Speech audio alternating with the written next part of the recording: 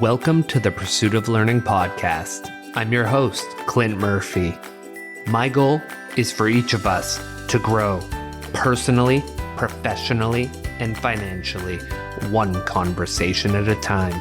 To do that, we will have conversations with subject matter experts across a variety of modalities.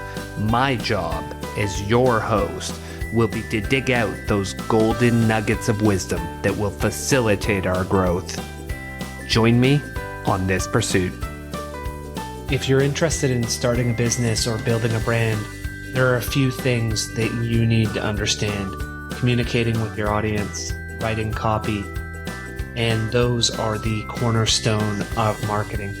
Today's guest, Brian Kurtz, has been in this business for 40 years, working for some of the top direct marketing agencies.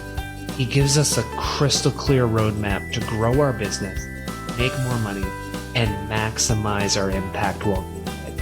I hope you enjoy the conversation.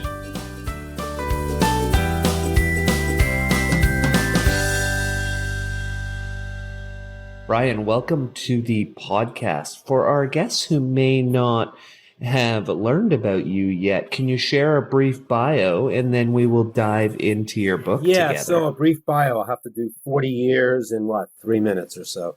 But I started my direct marketing career at a company called Boardroom Inc., which was a newsletter publisher, but an iconic direct marketer, direct mail company in the 1980s. My first day at Boardroom was the day Ronald Reagan was shot. It's a momentous day. Ronald Reagan survived, and I started my 40-year career in direct marketing. And so I started as a list manager, and most people probably listening don't even know what that is. I didn't either, by the way. A list manager is someone who, in direct mail, would manage the lists of a company so that that's the way you could get to the audience. So we published newsletters and books, so there was no advertising. Newsletters, unlike magazines, don't have advertising. So the only way to get to the names and to the audience was through its lists. And it so happened that Boardroom managed this list in-house. Most companies sent their list to an outside list manager. And so I had the privilege of managing the Boardroom list, which was an enviable position because everybody used the Boardroom lists. They were names, and we'll get into this when we get into, some of the intricacies of direct marketing, but the names were so powerful because for a number of reasons. One, because they were affluent executives reading information on taxes, on finances, on health, executives though. And they all were sold through direct mail. So the best direct mail names are people who were sold through direct mail. So they were amazing lists. Everybody used them, from Money Magazine to Consumer Reports to Disabled American Veterans to Brookstone catalogs, to just everybody used the list. And it put me in a really good position to be central to the direct marketing list business. And from there, I advanced my career at Boardroom to the marketing side. And so I started, taking what I learned in list. And list is a great way to go because you're learning the audience. And learning audience is such a great way to learn marketing. So then I advanced my career to be the marketing director. I ended up becoming the executive vice president of the company. I got an equity position with the founder, Marty Edelston, which was a wonderful experience. And it was just an incredible ride at Boardroom. We work with the best copywriters, the best consultants in direct mail, and then online as well. So I was exposed. Not only the position I was in was so valuable because first, as a list manager, I was exposed to all the mailers and the list brokers and everybody in the direct marketing industry. And then because we were a learning organization, we always went to the experts. I had the privilege of working with the best of the best in copywriting and media buying and everything. So it was just a perfect position to have a wonderful 40-year career. When I got to Boardroom, it was probably about a $3 million company. And in the mid-2000s, we got as high as almost 160 million. We went into all media. We went into we had a big program in infomercials, but we did direct mail, we did email, we did display advertising on the internet, we did TV, big time. And so it was a great ride. And then in 2015, Marty had passed away in 2013. I did a big tribute event to him in 2014, the Titans of Direct Response. And after that, I thought, it's time to go on. And Jay Abraham, who wrote the foreword to my book, Overdeliver, had always said to me, it's like, if you've done it, you have a responsibility to teach it. In fact, he says you have a moral responsibility to teach it. I said, you know what?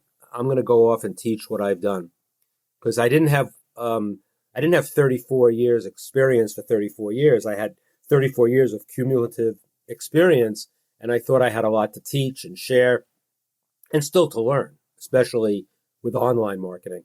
So I launched Titans Marketing, which is I call it a direct marketing educational and coaching company.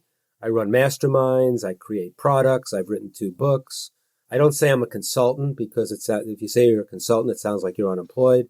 So I will stick with education and coaching company for direct marketers.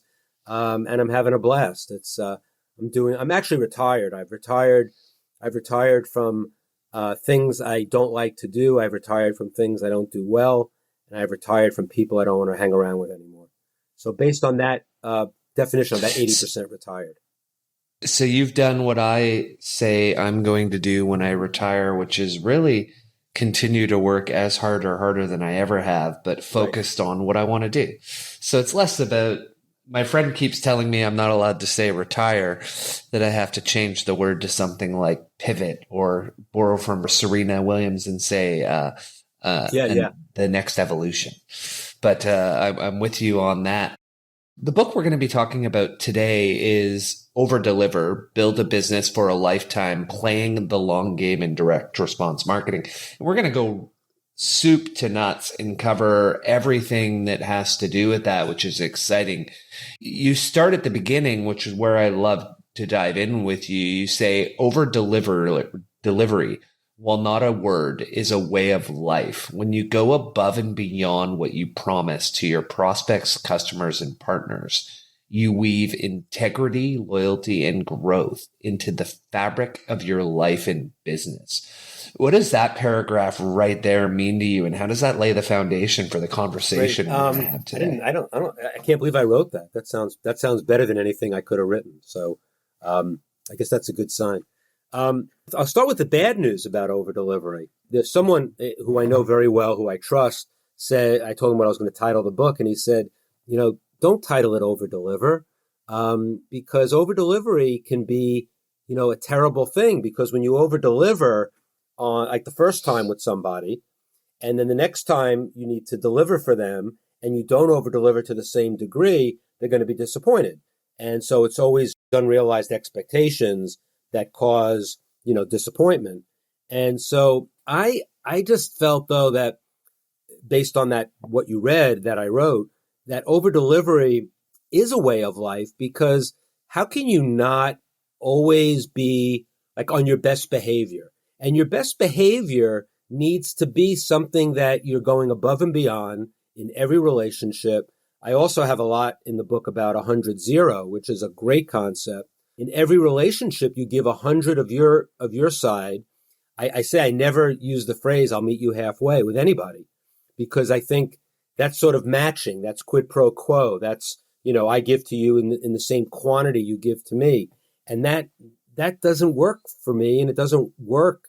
It works for some people, I guess. And taking works for some people. I have a whole section in the introduction about give and take by Adam Grant. And he talks about, givers, takers, and matchers. Everybody is one of those categories. And he says that the people who are least successful in business are actually the givers. And he says the most successful in business are also the givers. And so when you think about it that way, it's how you give. And so you can be a chump. He has another chapter in the book, Chump or Champ. But you can be a chump and keep giving and giving and giving and get nothing in return from anybody. But my experience has always been, based on what you read, is that when you give 100-0, over-deliver all the time, yes, you'll get burned once in a while from a taker or a matcher or someone who doesn't get it. the amount that you put out into the universe, stuff comes back. And it may not come back from the person that you over deliver to, but it comes back from all areas. And that's been my experience, that you put good over delivery and over good karma, good positive giving karma into the world, it's going to come back. It's just going to come back. There was a guy, I just went to a seminar recently, and it was about 300 people in an auditorium, and a kid stands up, he's 26 years old, stands up and he says, I'm excited to be here with all these entrepreneurs, blah, blah, blah, blah, blah. And he says, I'm just struggling because I have this network and I know how to connect with people and I know how to network with people. And I don't know how to monetize my network. He was earnest about it, so I'm not going to put him down for it, but it takes time. You might have a network, you might have people that you've met, but how long could you have known them? What's the depth of those relationships? And so even though I'm a direct marketer, I sell a lot online, offline, everything, I always say everything is not a revenue event, but everything is a relationship event. And so over delivery and all of that is always about relationships. And in fact, in chapter 10 of Overdeliver, where I talk about playing the long game, I start the chapter with the phrase, I hate the word networking. It's overused. It implies whoever has the most Facebook friends wins. I tell the story of why it's a negative for me, because I was once voted strategic schmoozer in a direct marketing magazine article when I was under 30 years old. It was like 30 under 30 people to watch in the industry. And they called me Brian Kurtz, strategic schmoozer. And it was like, man, I don't want to be that. And so I changed networking and I call it contributing to connect. And contribute, you have to contribute first in a big way. And again, 100-0 if you can do it. And then what comes back to you is always better. Again, you will get abused once in a while. I mean, there may be 5 people in 40 years who have either abused me or I had to write off because they were just supreme takers. But it was, overall, it's a great way to live, I think, and it's a great way to deliver both in your life and in business. Let's explore that one a little, because I absolutely align with you. And something I read on that I loved was when we live the other way, where we think everyone's out to screw us and I've got to get my share and I've got to protect everything I have. You somewhat put a ceiling on what you can achieve in life. Sure, you're less likely to get screwed that one time, but you have a ceiling on how you can perform. Whereas the way you and I are suggesting, which It's really abundance. comes down to I was going to say that was the word. It's abundance versus scarcity mindset. Yeah, absolutely. Yeah. So do you want to, for our listeners, we talk about it a fair bit on the podcast, but for you, what does abundance look like, and why is there no ceiling when you live Good abundantly? question. So I get a lot from Dan Sullivan. He runs Strategic Coach. He's the top coach for entrepreneurs in the world. He says when one of his entrepreneurs say they always want to give back, his phrase on that is like, well, you don't have to give back because as an entrepreneur, you never took anything.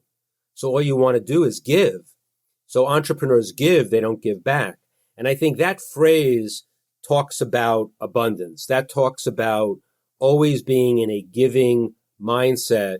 Because once you get to a certain level of success, and you get to the success by having a giving mindset, but then once you have money and once you have material things and everything you need, you only need, my mentor, Marty Edelston, used to say, he can only drive one car. He can only sleep in one bed at night. He can only have 3 meals a day.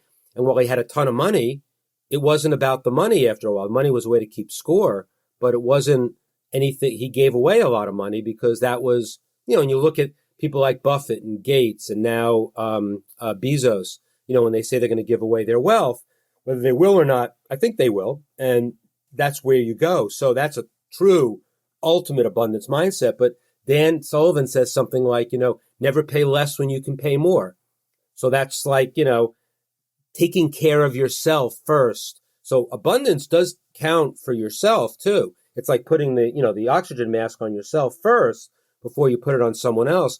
But how much is enough? That's always the phrase you hear when, when you hear about CEO compensation in the millions and millions of dollars. So, you got to be reasonable with what you want, what you need, and then what you can give away. And not just give it away indiscriminately either. Give it away, intelligently. And when I say give it away, you could just be giving away your time. I wrote a blog post, which is based on something that Dan Sullivan says and something that another good friend of mine in the marketing space talks about, Joe Polish. And it's 5 ways you get paid. And the 5th is cash, and you can get paid in so many ways. It's such a great way to look at life. And the other 4 ways are, you utilize me. That's a great way. I appreciate you all the time. I refer you. And the 4th one is I'm blocking out. But I have a blog post, and it's on my blog page, and it's the 5 ways you get paid, and the 5th is cash. Love it. Cash is, I list cash 5th, and you know what? You do the other 4 things, cash is going to come, and that's an abundance mindset as well. Just not while you need to make money. Look, I'm not a nonprofit. I look to make money. Everybody should make money, make enough to live on, make enough to do what you want to do with your life. I don't slight anybody that. But I think that, an abundance mindset includes, cashing in on things other than cash. And so that's a big part of the abundance mindset as well. And so when you gave that example of the young guy standing up on stage, it reminded me of a section of the book where early on, you talked about the fact that customers refund transactions, not relationships. And then you expanded that by saying, always look to build relationships for a lifetime and deliver huge amounts of value before you ever try to sell something. So is that what the young guy was missing when he wanted to monetize early? And what does that look like? Like, let's say you're an online contributor and you're contributing content and you're growing your platform. What does that look like? Which I now understand is a list. Exactly. You're following I call it my online family. And I always call them my online family list when I address them, because I was a list guy. Remember, I came out of the list business in direct mail. Yeah. So to me, not that list is a dirty word, but lists are people too. So what does that look like before you try to sell something? What's the timeline? What's the touches? What's the value before you say, hey, let me try to sell Great question too. So when this young kid, the 26-year-old, stood up, I said, maybe I'll seek him out sometime during the conference and check him out. And it so happened at the next break, he comes up behind me, taps me on the shoulder and says, Brian, I'm a big fan. I read Overdeliver. I loved it. Now, of course, now that I know he's trying to monetize his network, I'm a little guarded, but not really, because I'm always giving 100-0. And I started asking, I said, do you mind if I ask you a few questions about your point about monetizing your network? I asked him some key questions. I said, how much do you contribute to your network, which is what I talked about, contribute to connect. When can you make an ask of somebody where it doesn't feel like the ask is coming from nowhere? That's that's the parameter for me. Yeah. So is it 15 minutes? No. Is it a day? Is it a week, a month? No. Could it be a year? Maybe with certain people that you go deep with over a year. Some people, it takes 5, 6, 10 years before you can really ask them for something. And asking them for a favor, for speaking at a conference, for doing something for you is the same as selling to them. So I said, like, what do you want from me? Like, I didn't say it like that. I don't remember how I phrased it, but what can I do for you? And thankfully, he didn't ask me for anything. He said, I just want you to keep doing what you're doing. And that's the answer. As far as selling in the marketplace, I think that if you set up your online family to receive sales messages from the outset, you can sell them from the start. But it's so much better to sell to people that know, like, and trust you first. So establishing that, and online, it's so much easier. In direct mail, it was so much more difficult because you're paying for postage and printing for every message. And online, you're dealing with email, and it's so inexpensive that you can constantly create, as you said, create value. And if you start getting feedback that, oh, thank you for all the value, thank you for what you share, and then you can slip in, if you want more from me, you can buy X. That's okay. I do that. Someone says to me, I love the thing you shared about X, blah, blah, blah, blah, blah. And I said, if you want more of that, you can join my online mastermind. It's affordable, it's virtual, and sometimes people take me up on it. Now, those are people who have been reading my stuff for a while, but I think if someone seems to be a regular reader of your stuff for a year and you're constantly creating value, that's fine to be able to sell them something, especially if it's related to what you're talking about when you're creating value. Now, a lot of people end up selling stuff that's unrelated just as an affiliate and just to make money. That can be dangerous. That can be dangerous. Yeah. And I know of one story of a guy who had a list of about an online family of about maybe, I don't know if it was 30,000, maybe it was 10,000, maybe let's say he had 10,000 people on his list. And it was like a personal improvement kind of thing, like a daily, proverb with a thought for the day and meditation and all that kind of stuff. So then he started selling stuff that was appropriate. He sold yoga programs, which are appropriate. He sold mindfulness retreats. He sold stuff, not his, but other people's. And people appreciate that. You're selling stuff that is applicable to them. And for some reason, one time he sold a real estate investing course. And the real estate investing, it's severe. You cringed when I said it. But his reasoning, he had reasoning to do it, not just to make money. He said, well, a lot of my people are unemployed. They're struggling to make money. It was a way to make money. So he justified it in his mind.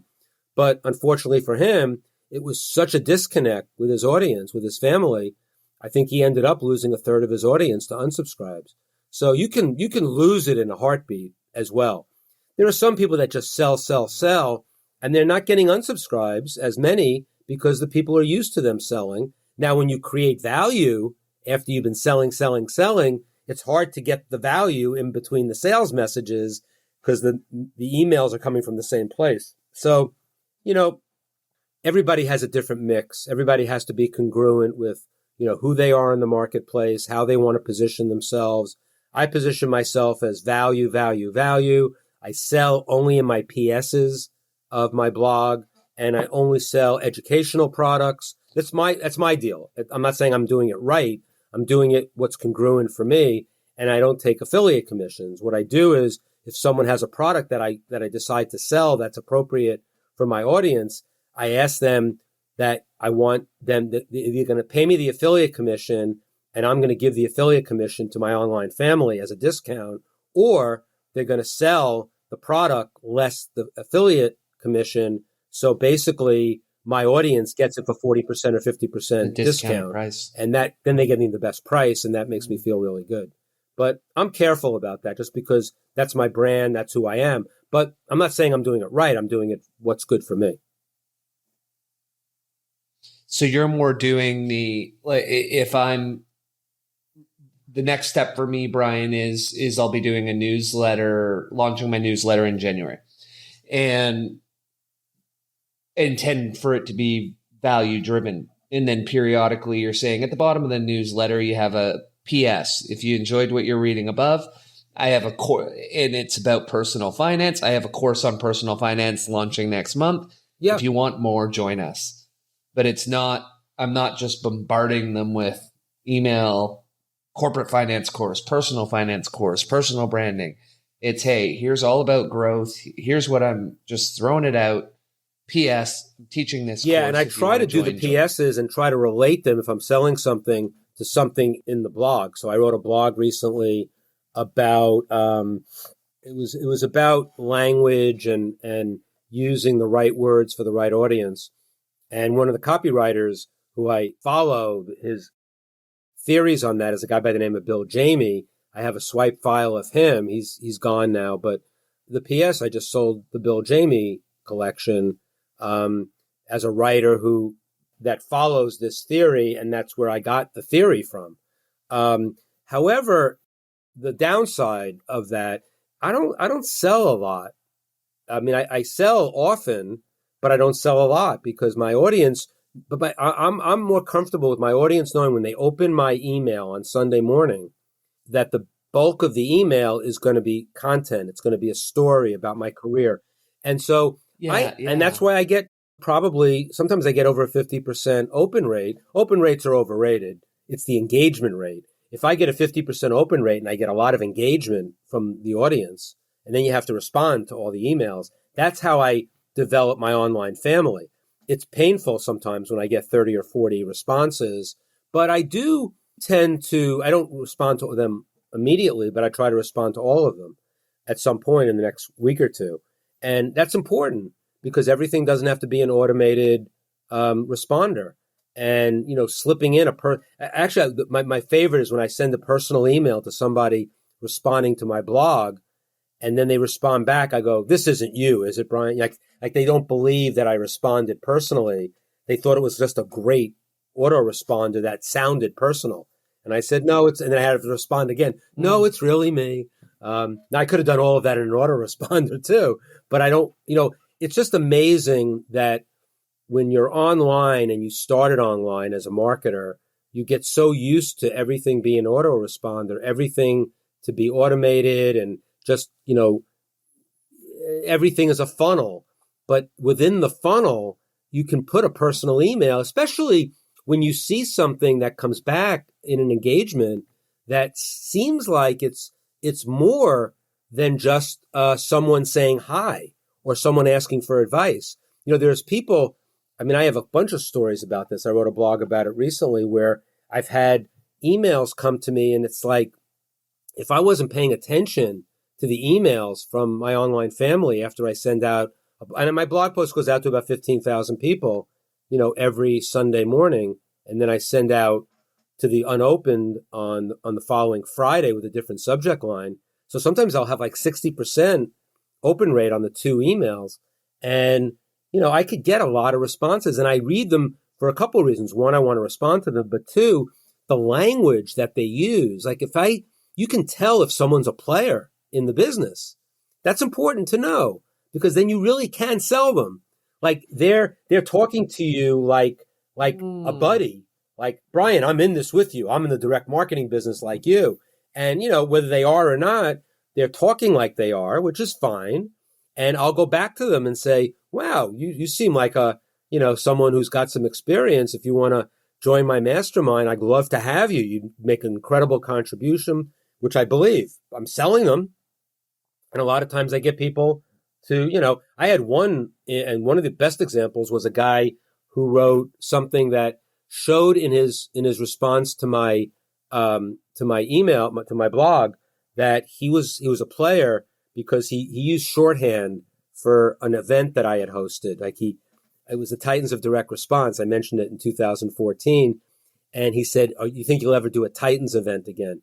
Just that gave me a clue that he's not saying an event like you did in 2014. He said a Titans event, and he shortened it. So I used that as a clue that maybe he was a player. I said, "Hey, you seem to know about the Titans event. Were you there?" Got into an email correspondence with him. I found out that he was a guy who has a company online that follows display advertising and tracks display advertising for clients. And it led to a $20,000 membership to my high-end mastermind after I told them about it.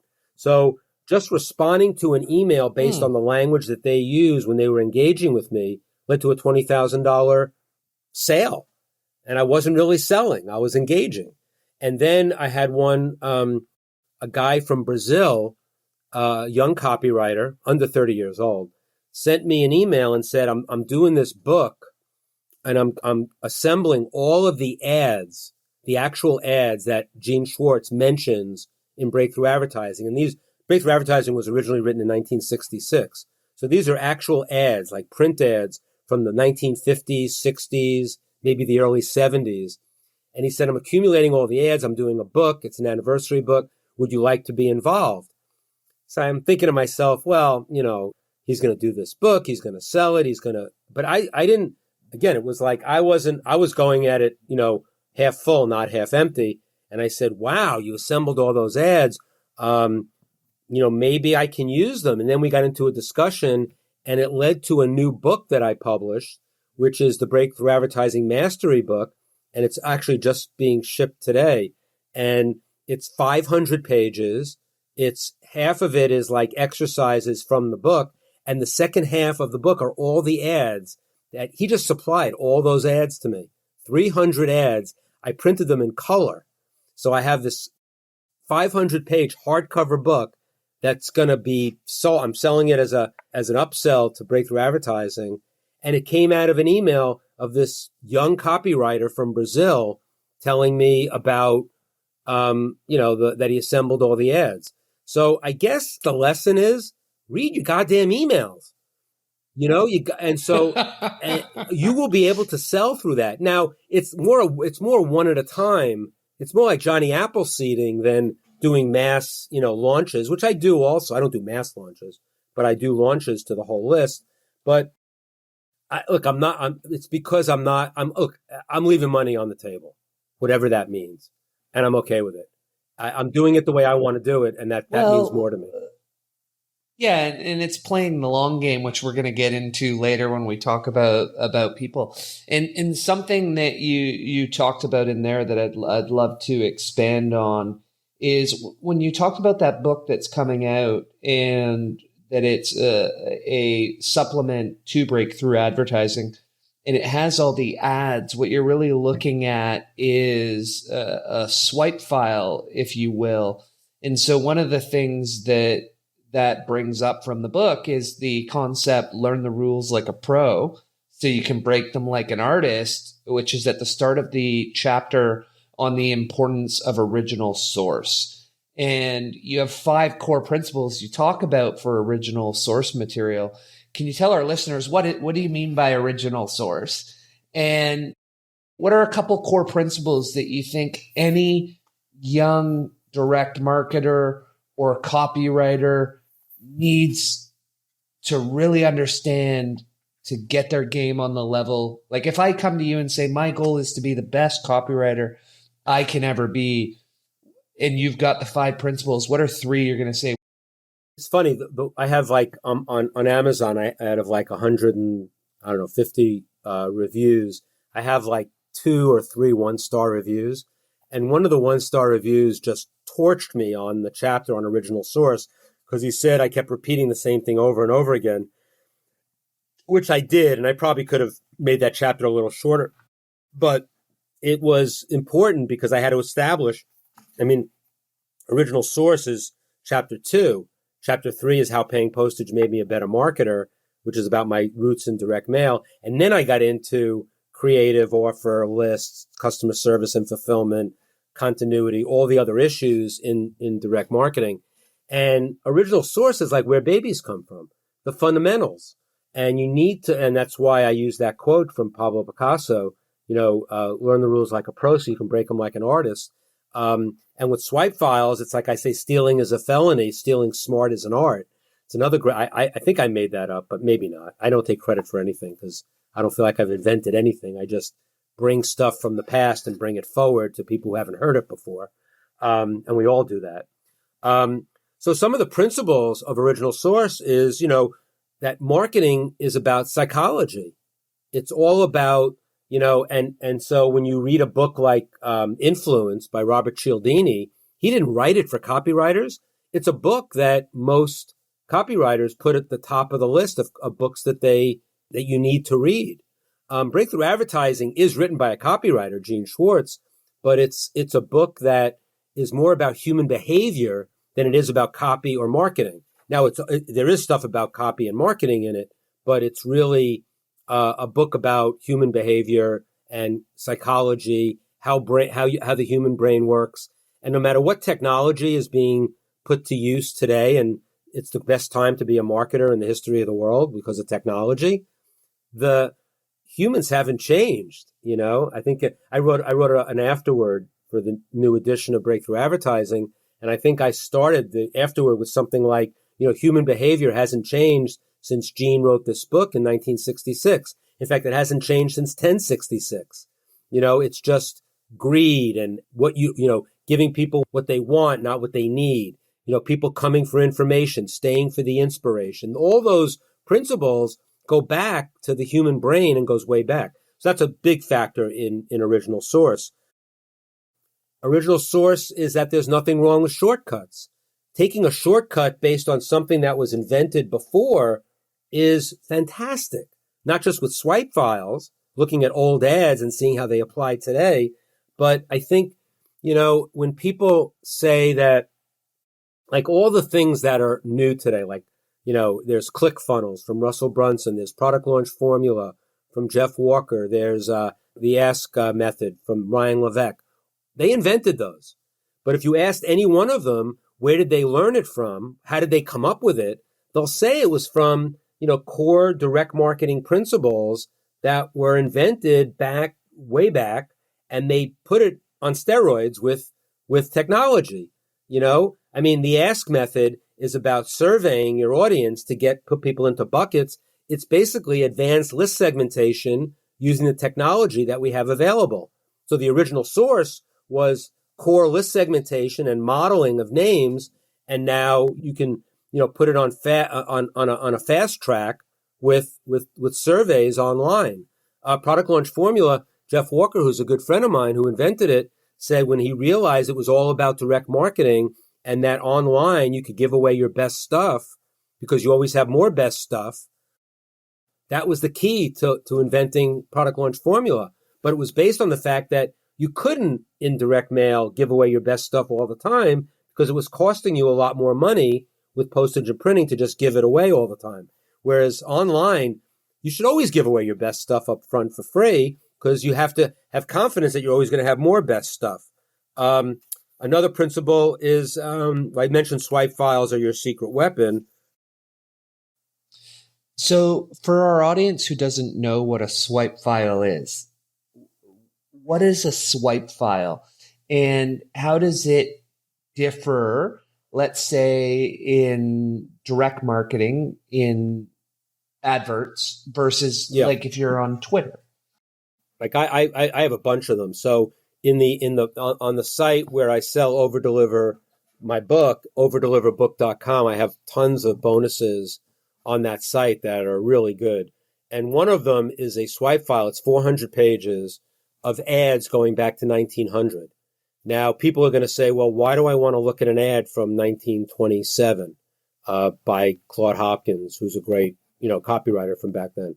And the reason why a swipe file like that is valuable is to get your juices flowing, first of all. And that if it's a swipe file, you want to have stuff that worked because it's the audience that chooses what's best, not the writer. When you write something that you love and you take it out to the marketplace and no one responds, then why bother, right? But if it worked, no matter why it worked, you want to assemble those and analyze them, why it might have worked. What button was it pushing? What was the headline doing? What was the body copy doing? What was the subheads doing? What were the sidebars doing? What were the bullet points doing in the ad? So and what would the coupon do if it was an old ad? Because the coupon is the same thing as having, a coupon in 1927 is a website, a URL in 2022. So it's so relatable. It's copy. It's going after people's wants and needs and desires. So that's why a swipe file going back to 1900 is great. Then the best copywriters, the ones who've had the most success, looking at a body of work from a particular copywriter that you either want to emulate, who you happen to like. It's like why would you read an author over and over again? Why does everybody read any book that James Patterson writes? Or why does anybody read, all the works of Charles Dickens? Because they relate to it. They feel one with it. The difference with a swipe file is that you are one with it, and then without stealing, without plagiarizing, you will get ideas from the writers you admire most from the stuff that worked, because they're only sharing in it, and we only share in the. But actually, in the Jim Rutz product, I put ads in there and promotions that he wrote that I knew didn't work. And we did a little critique because Jim was a writer that basically took huge risks. Like I always say, he was either a zero or he indexed the zero, meaning the control package, which is the package that's the one that's the winner.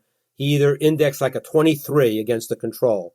That's like 20% of what he needed to do. Or he indexed a 300, which is 3 times what he needed to do. But the gap between his losers and his winners was so wide that it was so interesting to analyze them. So even this amazing copywriter, one of the best of all time, would take huge risks. Now, a lot of best copywriters don't take those huge risks. They know exactly the formula to get a winner every time, even a small winner. So those are worth looking at too. So there's so many things you can learn about a writer, about a period too. So you have to so the ads that we assembled for Breakthrough Advertising Mastery, which is the ones from the copywriter in Brazil that we put in this book, there are ads in there for like girdles and cigarettes and, stuff that, that is products that don't even exist anymore. But it's interesting to see how something was sold that was unknown. And that's one of the issues in breakthrough advertising that Gene Schwartz explores. He talks about you have to write to the level of awareness of your audience, and you have to write to the level of sophistication of your audience.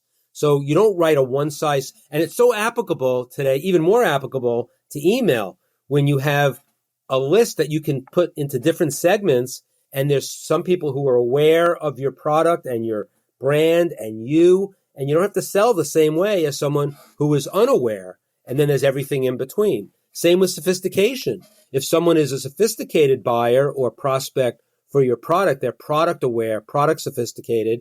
You don't have to give all the features and benefits. You just have to say what your solution is. So you have to go, they might be product aware, but they're not solution aware. Or the opposite. They might be that they know there's a solution, but they don't know what it is. They don't know what the product is. So you have to spend more time. And you have to know that about your audience. And there are ways to get there through surveying, through asking them, through what I call, Dan Kennedy calls marketing by walking around. You have to walk around. And there's so much easier to walk around today. There's this thing called the internet. There's this thing called the Google. You can go into you can go into forums on Google and be a fly on the wall and look at what people are talking about in your market, and the language that they're using when they're in chat or even if it's a live forum, and you take notes and you use that language when you sell to them. So there's so much that you can get from a swipe file. And the only thing that Gene actually hated copycat ads.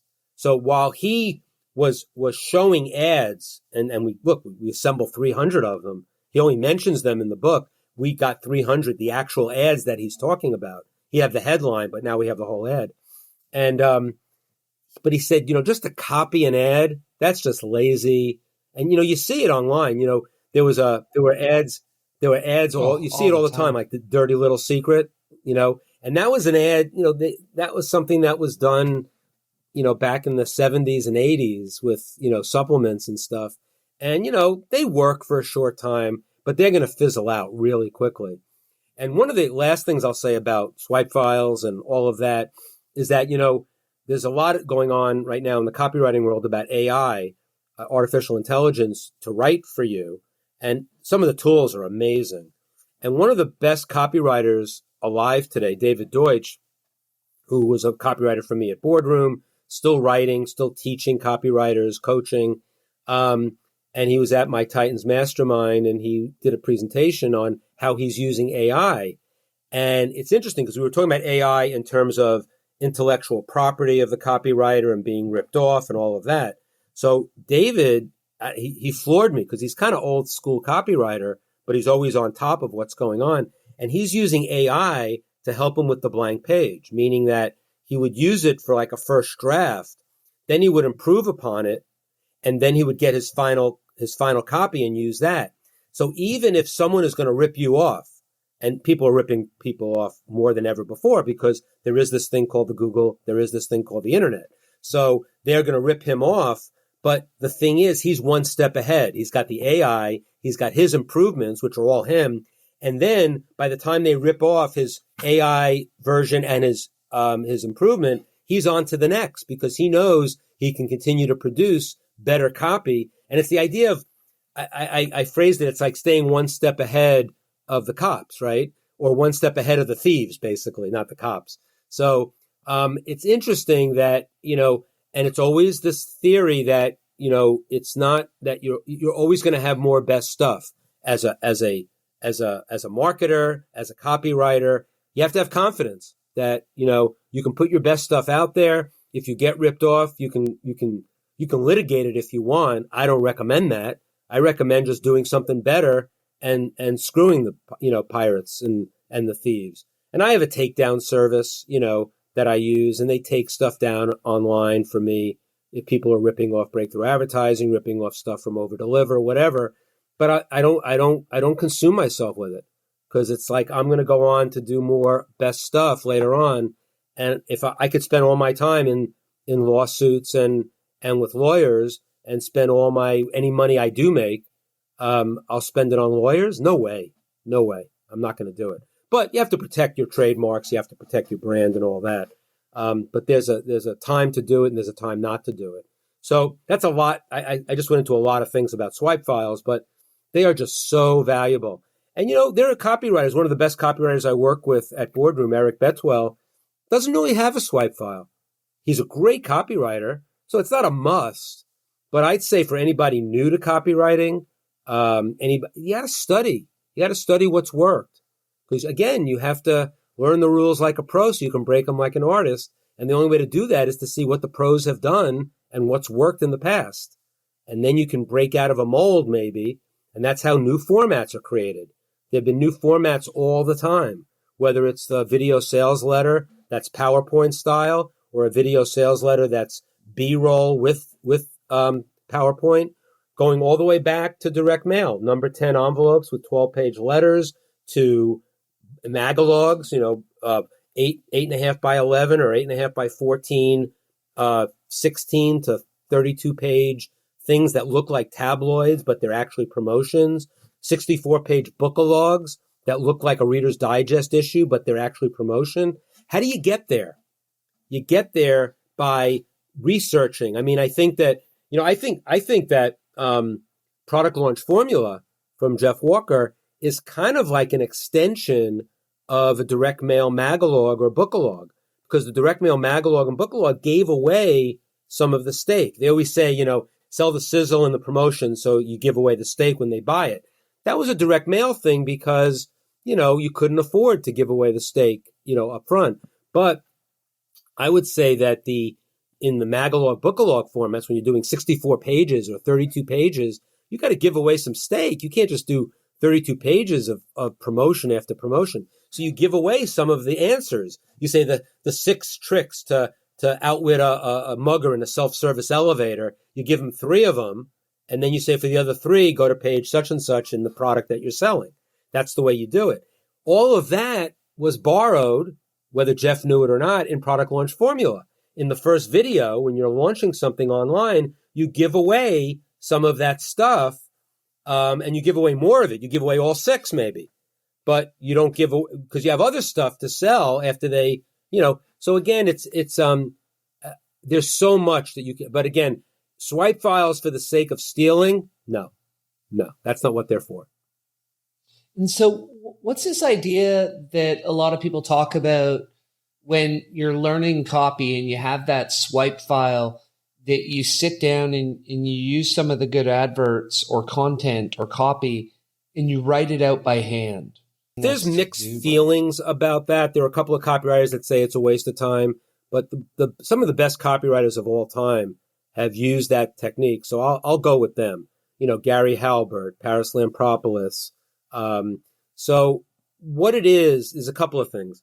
One is that if you're a beginning copywriter, the idea of writing out on a piece of paper and not typing it, writing, because there's a lot of studies that say that, your thumb and index finger are attached to your brain a lot different than when you're at a keyboard. And I believe it. I've read some studies about it.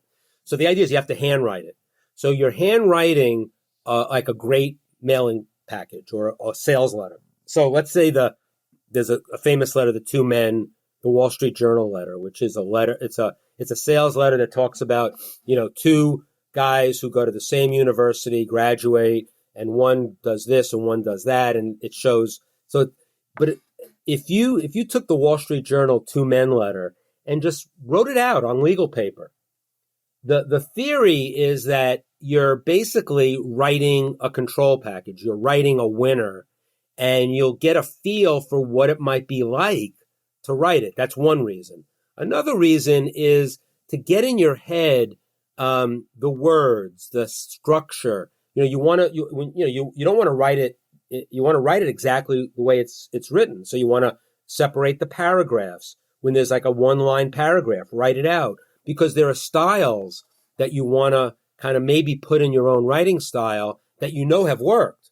You never want to write really long paragraphs, for instance, generally in long copy. You want to do fewer words is always better than more words per paragraph, per line, per slide on a video sales letter. So it's per slide on anywhere. I mean, PowerPoint, there's a guy who's in the Speaker Hall of Fame, Joel Weldon. He was teaching me some speaking tips, and he said, by the way, PowerPoint slides are free. So the idea was that, you don't have to take a slide and use it all up with words. You should have like no more than like 3 words on a slide, or maybe just a picture to remind you what you want to say, as opposed to a bunch of words. So, there's so many ways by writing something out that you can get lessons from. There was a young copywriter. This was funny, because I think I wrote about Gary Halbert, writing out. Gary Halbert was one of the first that said, write out, take a series of great ads and write them out on handwrite them on paper. It'll take you far, kind of thing. And so I got in my mailbox one day, my P.O. box. I go in and there's this big, thick 9x12 envelope, and it was really thick. And I open it up. It wasn't from somebody I knew. The corner card was not from anybody I knew. I opened it up, and it was from somebody in my online family who read something that I wrote about handwriting a package, and he had bought breakthrough advertising from me. And when people buy breakthrough advertising from me, I have a letter on the top of the book that says, read the first 3 chapters multiple times before you go on to the rest of the book. The rest of the book is very valuable too, but the first 3 chapters are mind-blowing. That's where he talks about levels of sophistication. He talks about mass desire. He talks about levels of awareness. It's just an amazing 3 chapters. And you got to read it a bunch of times to really let it sink in. And that's why we did the worksheets in the book with the ads. We have worksheets in Breakthrough Advertising Mastery, and we also do a boot camp for 2 weeks on the book. So we really are studying breakthrough advertising. And so what he did was he read that letter on the front of the book. He also read something in my blog about writing out your mailing pieces. He wrote out the first 3 chapters of breakthrough advertising on legal paper. That was what was in the envelope in my P.O. box. Now, was he brown-nosing me in some way to get me to choose him? So that I would choose him as a mentee? Maybe. I mean, but it was pretty industrious. I mean, it was not typed. He actually hand wrote the first 3 chapters of breakthrough advertising. And, I thought about it. I said, God, I told him to read it 3 or 4 times. So writing it out and, borrowing those 2 techniques was pretty industrious of him. So, I wrote to him and told him that he wasn't asking me for anything, which was good. If he ever pops up again and he says, I was the guy 6 years ago who wrote the first 3 chapters to you, I'll remember him. Because I'm remembering him now. And, make yourself memorable, but also do something good for yourself. And he did both of those things. And so I think he probably understood the first 3 chapters more than someone who didn't write them out. And so, Brian, if we pivot, when we're thinking about the different components that go into our offer, what is the 41-39-20 rule? and how should we be using that? Yeah, I mean, so the original, there is a rule out there in direct marketing. I think I read it. I don't know. It's been co-opted by different marketers and different people. But there was something that said that the success of any direct marketing campaign depends 40% on the list, 40% on your offer, and 20% on everything else, and everything else meaning the creative, the copy, the messaging.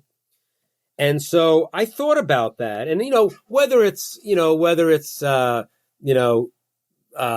30, it's not so much the numbers, it's the concept of 40, 40, 20. And the concept says that, if basically the creative is the least important until it's not. That's the way I interpret that. And so what I mean by that is that I made it the 41, 39, 20 rule because I believe that the list, the audience, the people that you need to target is the most important. It's slightly more important than the offer. I get arguments from people who think the offer is the most important. They're equal in the 40, 40, 20 rule. But I think that if you have the perfect audience, if you've segmented the perfect audience for whatever your offer is and whatever your messaging is in your copy, you'll get some sales. Like you can have a perfect list, perfect audience, mediocre offer, mediocre creative. You'll make some money. You'll get some orders. The opposite's not true. If you have an audience that's so foreign for what you're selling, the offer could be the best offer you've ever put together with world-class copy. You'll get 0 orders every time. So that's why. So then I said, okay, if offer and list are considered equal, let's make the list a little bit more. So we get the list dialed in, we get the media dialed in, we get the audience dialed in. Then we work on the offer. And then once those two are ready, it's not that the creative, which is 20% versus 40 or 40 or 39 or 41, it's not half as important. Then it becomes the most important because that's where you put your direct marketing program on steroids. I use that term too much, but take it to direct marketing nirvana, because that is saying that, and I've proven it over my career, where the biggest lifts in response were not due to changing the list segmentation or changing the offer. I do get lifts by getting better lists. Assuming you get the best list the first time, the best offer, and the best creative, and then you improve on them. The incremental improvements, you get incremental improvements by improving your list segmentation. You get incremental improvements by improving your offer. You get monumental breakthroughs with new creative approaches, from a new copywriter, from a new way of thinking about everything. So while it's half as important while you're working on the list and the offer, it's the most important once you have those dialed in for the most part. And it's basically, that's a 3-legged stool of marketing. And and I've actually learned that there's like 2 other, it's actually more a 5-legged stool, but those 3 are most important. And the other 2 legs, one of them I talk about in Overdeliver, one of them is customer service and fulfillment. But that's on the back end. Once you place an order, once you have a new order or a prospect or a renewal or anything like that, customer service and fulfillment are super important. And then the 5th leg would be math, and not marketing math. Marketing math is, I did $5 million on a launch. Well, you also spent, $5,800,000 on everything else. So it's math. It's statistically significant math. I have an ROI on my marketing. They're not. Those are all very important. I've only added those recently as the 4th and 5th leg, and they're critically important. But the 3-legged stool is how you get started in marketing, and you have to get that. You have to get the list, market, media perfect, or as close to perfect.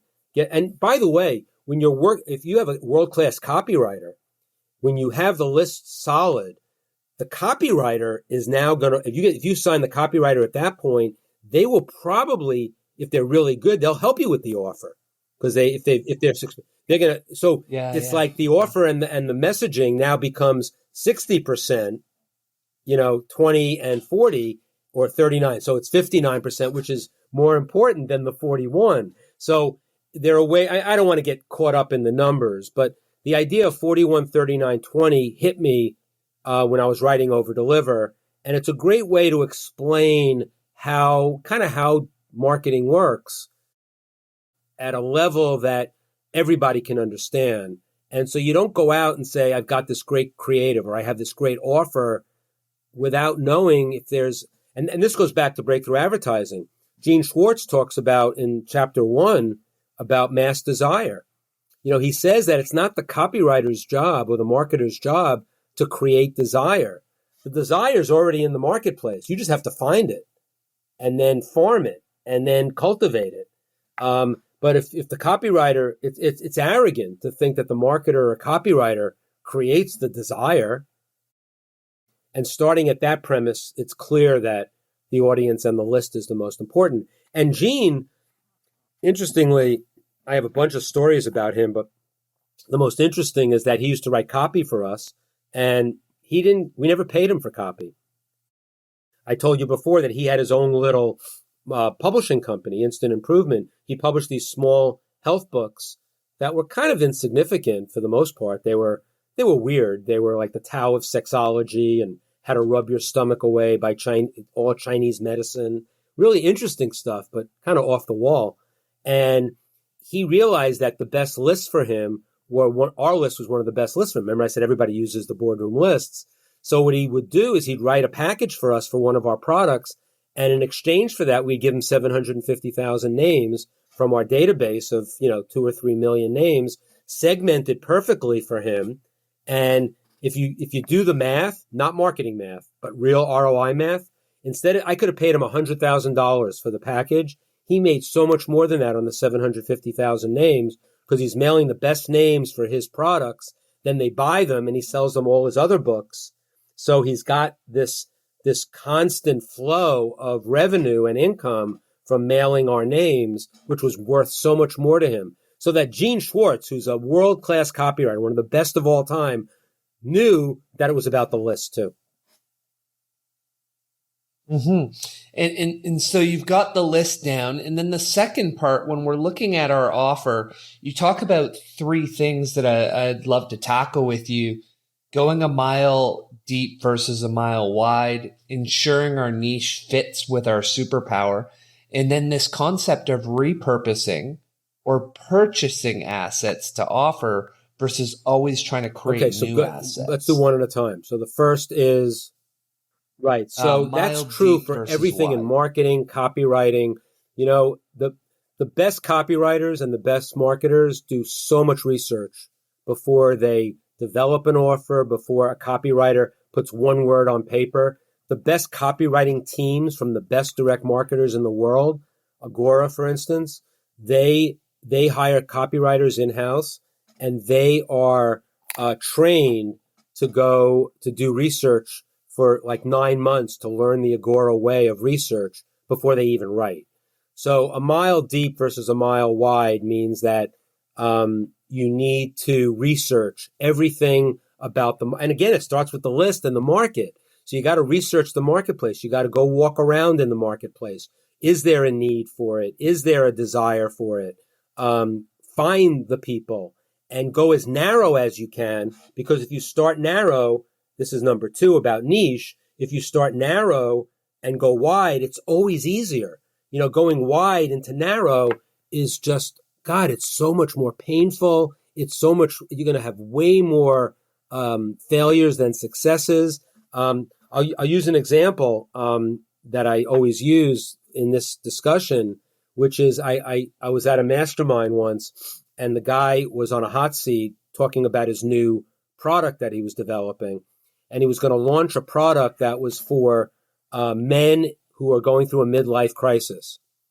So I'm thinking to myself, all right, I raise my hand and I say, okay, men in a midlife crisis, don't take this the wrong way, but like what qualifies you to teach that? What qualifies you to develop a product like that? And he said, well, I was And he obviously hadn't done a lot of research on this, but he just thought he was ready to do it. He was going to be the guy for men in midlife crises. Kind of wide, right? And so he said, "What qualifies you?" And he said, "Well, I was working, and my job started going south. I got fired. I started drinking. My wife left me. I almost committed suicide. My kids didn't talk to me for years. Blah blah blah blah blah. But I came out the other side bigger and better." I said, "All right, so your story is what you're going to work with here."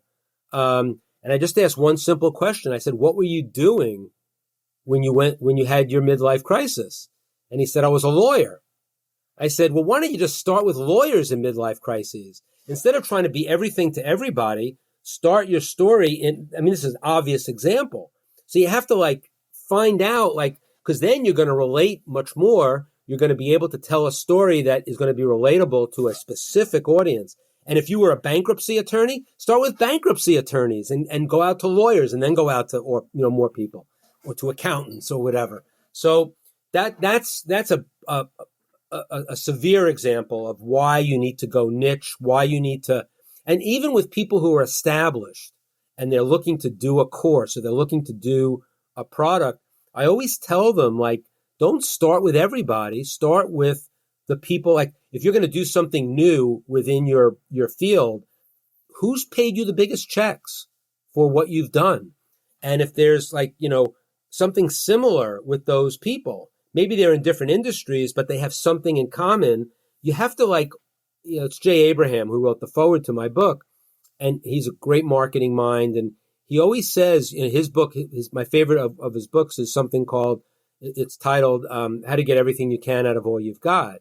And that's what you need to do when you're looking at creating offers. You've got to start with assessing your assets that you already have.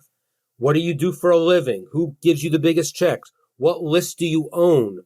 What can you do to create something for what you already have within your field? If you have a Facebook followers or a list, that's an asset.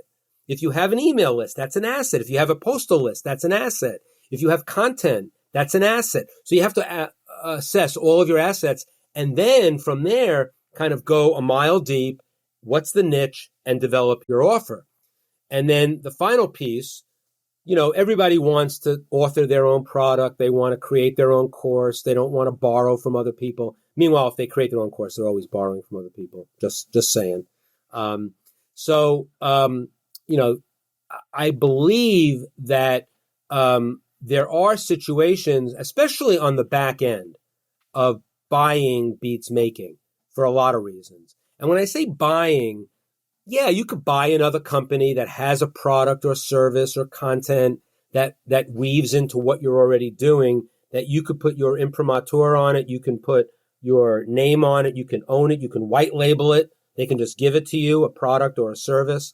Or you can just work as an affiliate for it. When I talked about affiliates before, they're not selling it to you, but they're going to offer it to you to offer to your audience. And that might be just as good than creating something new yourself. And also, if it works, then you can create something similar to that. If it's so valuable to your audience, then you might want to create it and not get 50% of the revenue and get more than 50% of the revenue. So the idea of the make or buy decision, though, is critical also when you're piloting something. Like if you're piloting a new something, the idea of doing an affiliate, which is someone else's product that is going to be similar to what you're thinking about, is a great way to market test and do R&D. So you don't have to do all the work that's going to take to make something from scratch. It's true with software. It's true with courses. It's true with books. It's true with, services. Like if you're a chiropractor and you're looking for you want to create some products for like massage products, you can buy one, or white label one, see if it works to your audience. And then if you want to outsource it and source the product yourself once it works, that's a much better way to go about it than source it initially and basically, have to manufacture it or something like that as opposed to buy it. So the make or buy decision does come after you've done the research in, researching your niche and going a mile deep. But it's an important decision to make along the way. And I do believe that if you have a very strong core product, looking at all of the upsells and cross sells and back ends for that product or that product, suite, I think you should always look and see what's in the marketplace already that you can either buy, you can white label, or you can work on an affiliate with. And, a lot of times, a lot of affiliate deals that you do are products that are not widely known. So it almost works like a new product to your list. So, don't underestimate that piece of it as well. In when you think about repurposing, what part of like the step up, step down model? So for example, if I have a live classroom on one of these websites, Maven, do I take that content, turn it into a video and say, hey, if you want to come to the live classroom, it's $750. But if you want to just have the video course of all the recording and a printout of the materials. I mean, there's a lot of different, I think it depends on the content itself. I think there are situations where there are like these live events that are so valuable that there's one in particular that I remember that was $5,000, and it's so valuable that everybody who buys it, the replays and all that, it's $5,000, no questions asked. So, but that's the exception. Now, I think that we have these boot camps for breakthrough advertising, and so it's a 2-week boot camp. We go through, it's like 7 calls. We go through the book. We do exercises. There's homework. We do hot seats. We do Q&A, ask us anything kind of stuff. And it's $197. But so a couple of people missed the first week and they wanted to come in the second week. But because everything is recorded and everything can be done on their own, theoretically, I didn't discount it. So they missed the first week. They came the second week, but they had to pay $197 just for the second week. But they got all the materials from the course.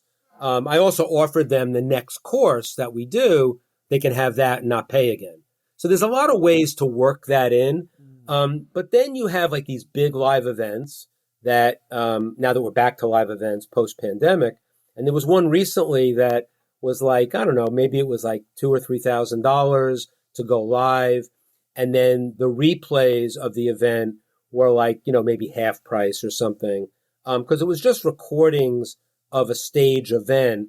And that's like, they were basically, they don't want to make it cheap, but they're understanding that if you came live, it was a completely different experience. And if you're getting them on either digitally or on discs or on a USB, it's not as valuable per se. So that's one way to look at that. I also think that there have been hybrid events where during the pandemic, and that told us a little bit about how people will pay for an event. Some hybrids, first of all, there were some live events that went completely on Zoom, and most of the events there, they reduced the price a little bit. They got a lot more people, and they ended up at the end of the day making more sales with less cost because they saved on the hotel and food and beverage and all of that. Then on mastermind events, and I've done this, I've had hybrids. So I have a Zoom option and a live option. And during the transition period, late 2021 and into early 2022, I offered, it was the same price. I mean, it was interactive. It wasn't like a live stream. So the Zoom was interactive. The people on Zoom could contribute. They could do a hot seat. Some of the speakers were on Zoom. So it was not a reduction in price. Now I'm using Zoom. Now that it's all live, I still have a Zoom option. And now because it's post the Zoom only era and post the hybrid era, now I will do a little discount for Zoom as opposed to live. But there's so many ways to look at that. But I do think, most times when you do a live event and then sell replays, the replays are usually less expensive. Now, if you're doing a summit online, so you're doing like 2 weeks of constant presentations over a 2-week period in a category. So they have like a JV summit. So they have, 30 presentations over 2 weeks, and you have to be on live to get it, but it's free if you go on live. But no one's going to be on live for 2 weeks for 30 different speakers.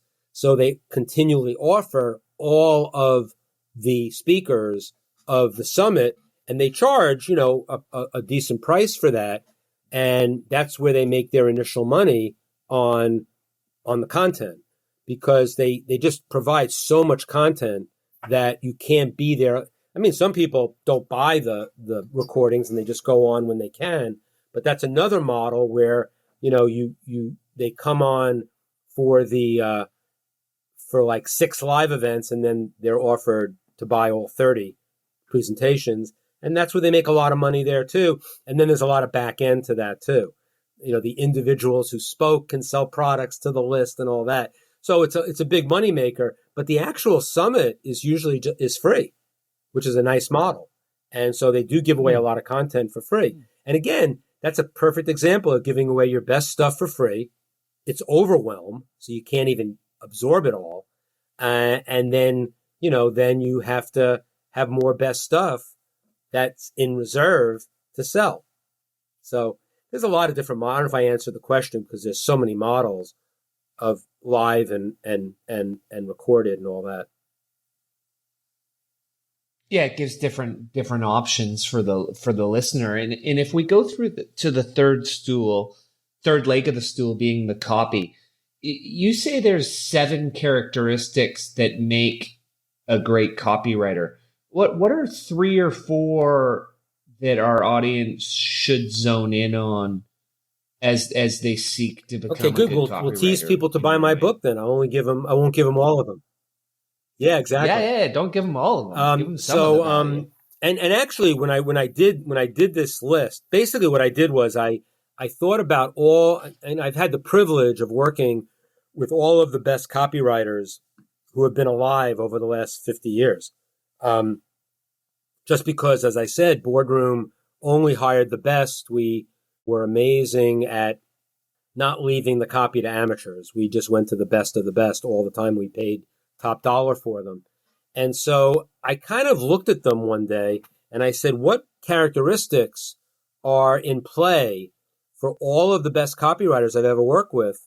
And I came up with these 7 characteristics. I'll give you 3 of them that are the most important, I think. One of them is insatiable curiosity. They have to have, and that goes back to research. That goes back to, they have to have, they just have to have so much curiosity, and they have to learn it, but most people can't learn the curiosity that the best copywriters have. But, and I have a lot of examples in the book about what makes a great curious copywriter. I won't go into that right now. And then another one is passion, and that goes back to the niche. So narrow to wide. When I do this I've done this as a speech at many conferences, and the visual I have for this is a funnel, but the funnel has the narrow end at the top and the wide end at the bottom, because you have to go narrow to wide, which I mentioned earlier.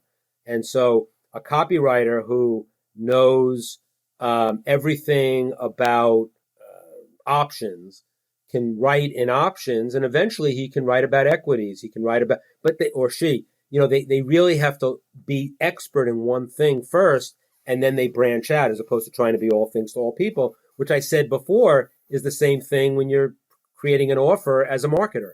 So it's very similar in that respect. Passion for niche is very important. And a third is super important and not as obvious, and it's knowledge of direct marketing principles. Dan Kennedy, one of the great marketers of all time, says, as a copywriter, you don't want to write for food. You don't want to just write and just get paid for it.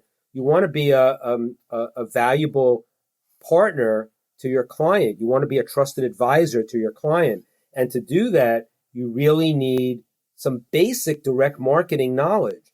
And I would say, to start with, it's the 41-39-20 rule.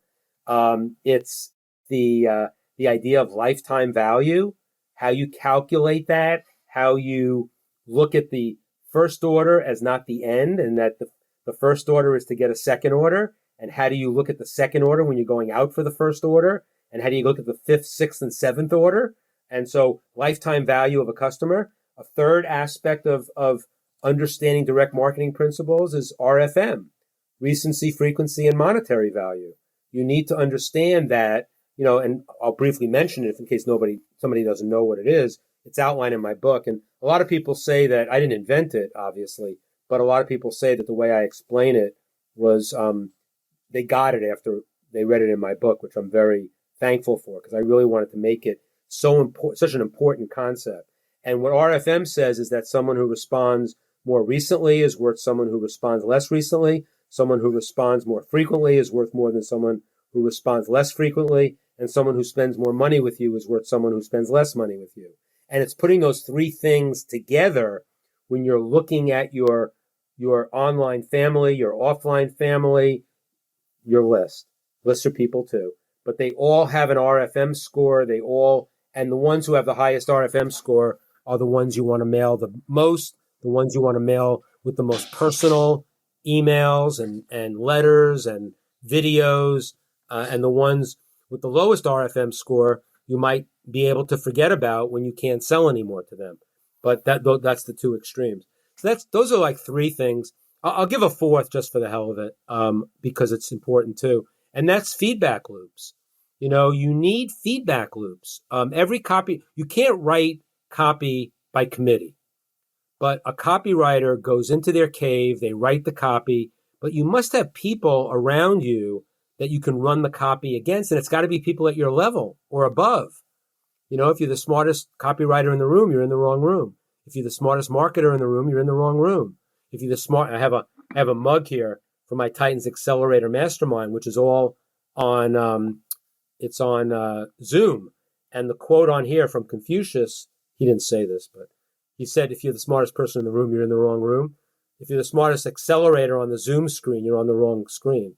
So it's basically, you've got to have feedback loops that you can trust. That's why, I spend, $150,000 a year on outside masterminds, so I can be not the dumbest person in the room, but not the smartest person in the room. I'm never the smartest person in the room of the rooms I enter. I never go into a room needing anything. That's not asking from, you don't make an ask from nowhere, but you want to be always a lifelong learner. And so that encompasses not assuming that you write copy or you come up with a product and then you're ready to mail it or send it out because you thought it was great and you didn't get the right feedback. So feedback loops is another one of those 7 keys to what makes a good copywriter and what makes a good marketer. And so when you take it a step further and you start to look at the art and science of copy, you throw some good questions at us. And 3 that jumped out at me, one of them was, what's not here that should be? Why should I listen to you? And what's in it for me if I buy your product? And so those seem to be 3 things we should always be thinking when we're writing our copy. Do you want to tackle those ones a little, Brian? Those are always critical. So the first is from Gene Schwartz. When I used to give him a product or a book or a newsletter, let's say I gave him a book. I give him a health book to write a promotion for. And the first question he always asked me is, what's not in the book? Like a weird question, right? It's a 450, 500-page book of health tips and all kinds of great health information. And he's asking me before he even opens the book, what's not in the book? And the reason is that's his insatiable curiosity, for one. But he also knows he's going to be able to write a successful promotion from this book because it has so much. But he wants me to go back to the editors of the book and find out what's on the cutting room floor that they rejected from the book because it was either too controversial or too edgy or something. And he wants to see those pieces. Now, he may not include them because he may not be able to back them up with copy to support them, but he might ask them also to go back and research it some more because they'll make the best headlines. They'll make the best information. Paris Lampropoulos, great copywriter, did the same thing with a newsletter for a natural health newsletter. And I asked him to do a promotion for it. And he said, it's just too boring, Brian. There's nothing edgy in here. So we decided he would go talk to the doctor who was the guru for the newsletter. And when they talked, the guru said, yeah, the editors at Boardroom are like they were rejecting all my best stuff. So Paris went to the editors and he said, give me that stuff that you rejected. And he sent them back to go, because that was the edgy stuff. That was not just take fish oil. It was like the really good stuff in natural health. Some of it they couldn't back up, but some of them they did find a study when they dug further. And those became the leads in his letter. And then he decided to do the promotion for me once he had that information. So that's what's not here as opposed to what's here. The second you said was? Second is, why so should that's I the listen know, to like, you? and trust. So that's why you have to establish yourself either as an authority, as someone who is worth listening to. It's hard. You can't just do it with just a list of accomplishments. You have to show, don't tell. So you do it through story. I guess what I've done with my blog since 2014 is I've told stories of the legend of what I did at Boardroom many times, and also what I've done in Titans marketing. I've also talked about my failures, and I think that's important too. Why should you trust me? Because I'm willing to admit that I've made mistakes. Why should you like me? Because I'm humble and I don't just brag. And when I do brag, I mention that I'm bragging because it's not bragging if you did it. So I always preface my quote unquote brags with a story that is just facts of what I did. And that's how you get people to listen to you. And it was the same question I asked that guy who said he had a product for men in a midlife crisis. I basically asked him, why should we listen to you on that topic? I mean, people who've read my blog for 6 or 7 years, they know they can trust me on direct marketing. I'm not always going to be right, but I'm always going to be relevant based on 40 years experience. So that's why you should listen to me, or why anybody should listen to you. And then what's in it for me is just a classic direct marketing staple that you always have to think about the reader, the prospect, the potential buyer in mind. You always have to keep them in mind. Whenever you can use you versus I. Now, when you're telling stories, it's hard. And I've been accused in my blog of using I too much. But, I'm telling stories about my career. But I always try to figure out a way to flip it to you. Like, I'll say I, and then I'll say, but you can do this too. And you need to look at such and such. And you might have some experience. So I try to get, it has to be something that intrigues them. That's something that they want.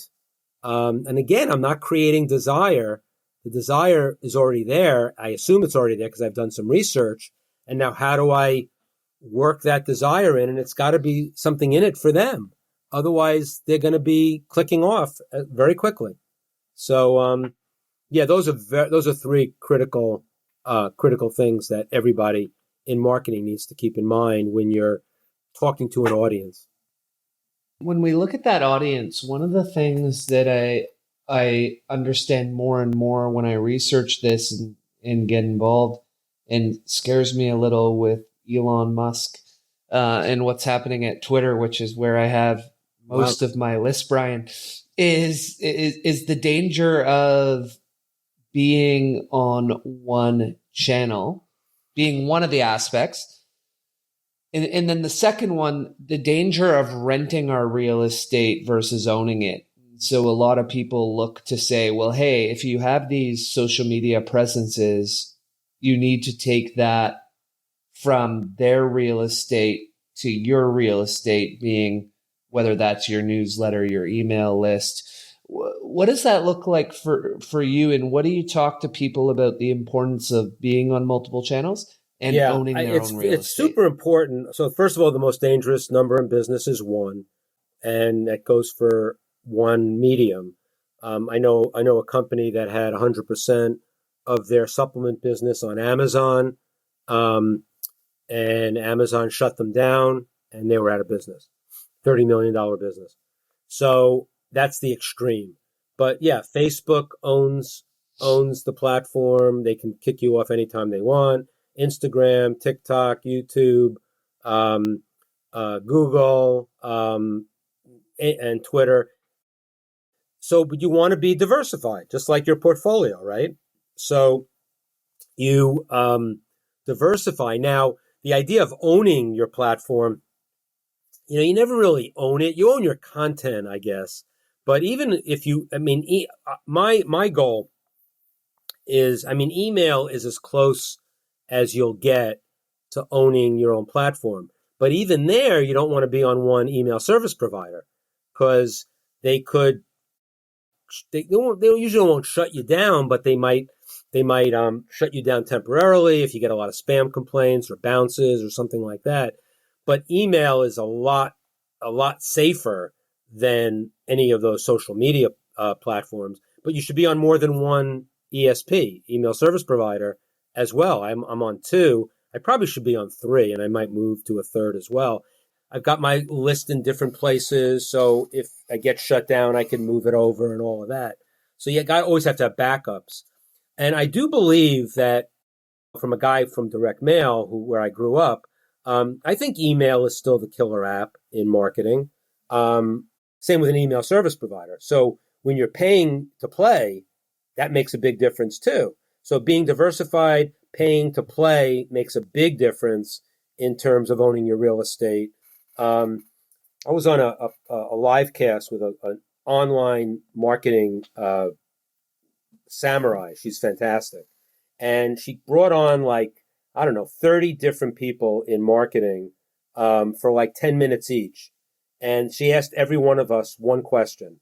And the question was, what do you use social media for in your marketing?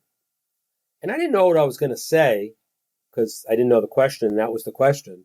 And I said something like, I guess I use social media to get people to move over to my email list, become a member of my online family, and then I romance them.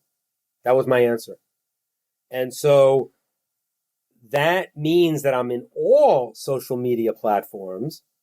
I advertise on Google, I advertise on Facebook, I advertise on TikTok, I don't do Instagram, YouTube, AdWords, Google. And my goal is to always get people onto my email list.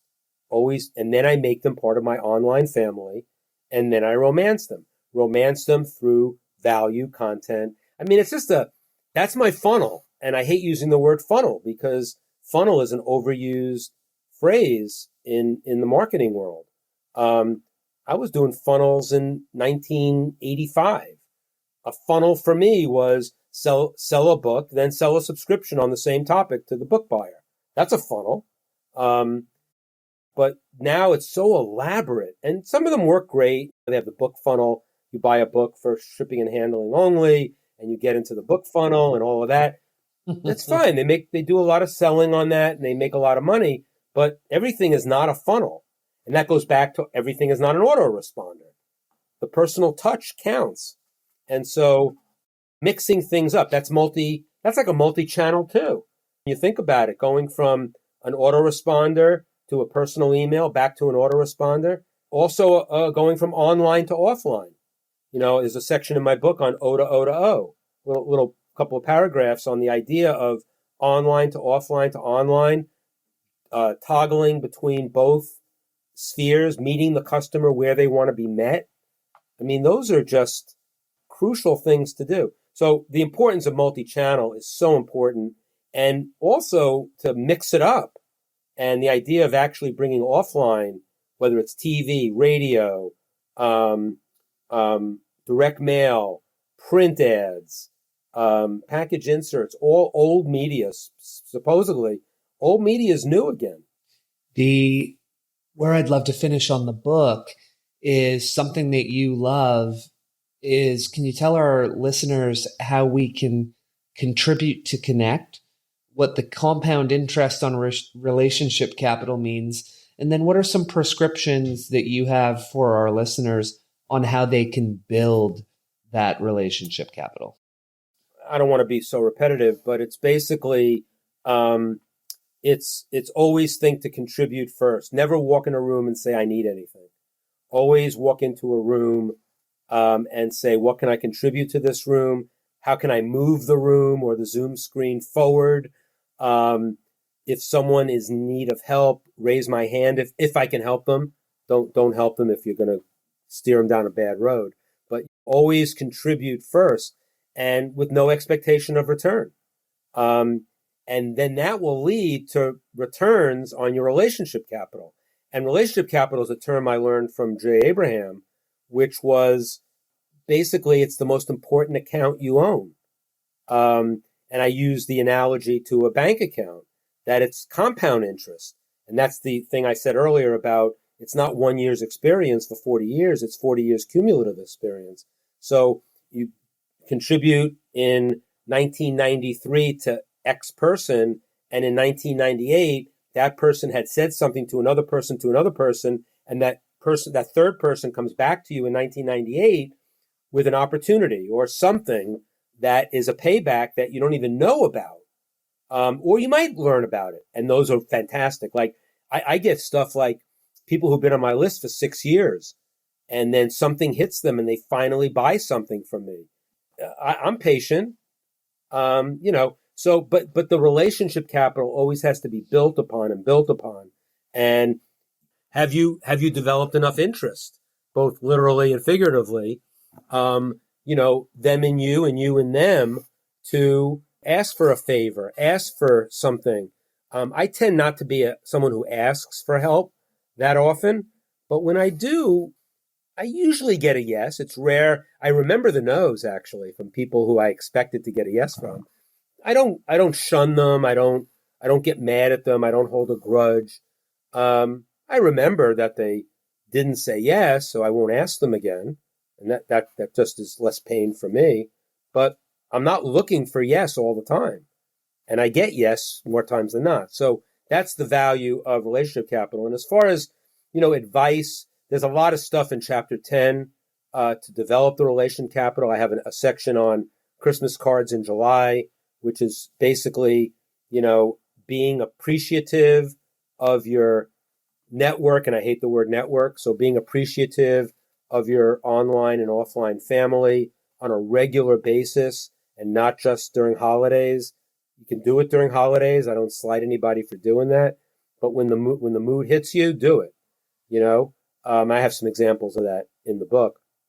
And, always look to contribute when you're out in you're walking around in the marketplace. I have some prescriptions for how you can do dinners, intentional dinners, both large and small. And the idea is, the small dinners are great. I mean, you're at a conference and you look around and you look for 5 people to have dinner with. You choose them. You have to pay for dinner though. And there's a prescription for that. You need a round table, not a square table. You need kind of an agenda of sorts. So you have a round table with one discussion around the table. You need to be in a quiet restaurant without a band. And you can run a dinner that becomes much more than a dinner. You got to eat anyway. Make it intentional. And I talk a lot about the intentionality of the big dinners that Marty and I did at Boardroom, and I outline those as well. And there's some other stuff. There's a story in there about whenever you're out in the marketplace, someone is always watching and listening to you. So always be the same. I hate when someone says like, wow, someone's speaking on stage. Wow, they're so authentic. It's like, why would they be authentic there? Are they not authentic when they come off stage? Or the opposite. Like, God, he's so different on stage. But when he comes off stage, he's really authentic. Well, I don't know, you should be the same person all the time. Unless you're an actor or a comedian or you have an act, that's fine. But the idea of authenticity is kind of like, ugh. I mean, you should always be that way. And so that's really important. And it's paid dividends for me because people will tell me, like, they saw me at a conference doing such and such. I don't remember being at that conference. I don't remember exactly that I did that, but it makes sense that I would do that because it's what I do. And that's really gratifying that I was being authentic because I am authentic, that type of thing.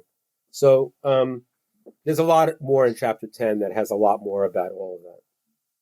Yeah, it's beautiful. And Brian, at this point, we went pretty wide and deep on the book.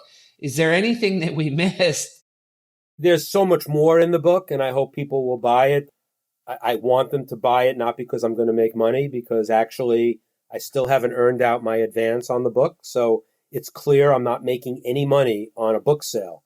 But the beauty of buying the book, not directly on Amazon, but going to overdeliverbook.com, is that you go there, you hit the Amazon button or you hit the Barnes & Noble button or wherever you want to buy the book. You go buy the book on another window. You come back to the overdeliverbook.com site. You put in your name and order number from Amazon or Barnes & Noble, and you get, like, the bonuses are worth thousands of dollars. In fact, some of them are priceless. There are 2 books there from 2 of my direct mail mentors, Gordon Grossman and Dick Benson, full PDFs of their books, which are totally out of print. You can't get them anywhere except on eBay or something. And those just 2 of 11 bonuses. That swipe file going back to 1900 is on there. There's 19 keynote speeches that Jay Abraham has given on the site. You access them. It's just a wonderful, I'm so proud of that site, even more than the book, because it honors my mentors. It honors all the people a lot of the people I look up to. There's a swipe file from Dan Kennedy. There's Gary Bencivenga, who's probably the best living copywriter. All of the Bencivenga Bullets was a newsletter he wrote, and I put them all in one PDF for everybody. The other thing is, if you don't want to buy the book and want to get my Sunday blog, and you go to my site, a lot of free content, they can just go to briankurtz.net and they can sign up. There's another hour and a half interview that they can get. I don't know if they're sick of me at this point, but it's actually the 3 biggest successes of my career with Perry Marshall, who's a great marketer, and he interviewed me. And so you get that when you sign up for my list, my online family. And so, either overdeliverbook.com, but yeah, I think I've talked enough about the book and myself and what I've been able to share. This was a long interview, but you've asked good questions, and I appreciate you, Clint. It's been a wonderful experience. Yeah, thank you, Brian. I appreciate you being here, and I'll give you back the gift of time. We went long today, and I appreciated the conversation and learning from you. Thank you very much. Thank you for joining us on The Pursuit of Learning. Make sure to hit the subscribe button and head over to our website, thepursuitoflearning.com, where you will find our show notes, transcripts, and more. If you like what you see, sign up for our mailing list. Until next time, your host in learning, Clint Murphy.